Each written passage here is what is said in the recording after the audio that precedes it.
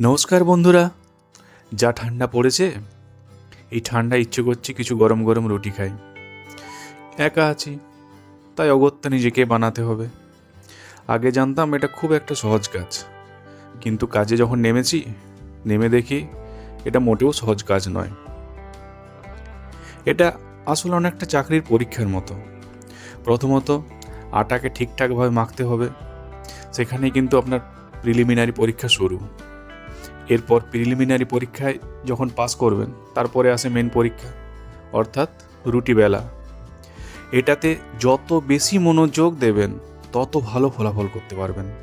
না হলে রুটির আকৃতি হয়ে যাবে ভারতের মানচিত্র মতো, আর আপনার পরীক্ষার খাতায় আসবে বড় বড় গোল। আপনি পরীক্ষায় ফেল। এবার ধরুন কোনো রকমে TTPM হলো, মানে 10-এ পাস মার্কস। তাহলে এরপর আপনি ইন্টারভিউর জন্য রেডি, অর্থাৎ ইন্টারভিউ হলো আপনার রুটি শেখার কাজ।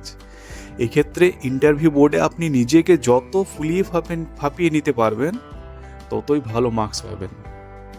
মানেটা হলো যে আপনার রুটিটা যত বেশি ফুলবে ততই কিন্তু আপনার রুটির কোয়ালিটি ভালো হবে।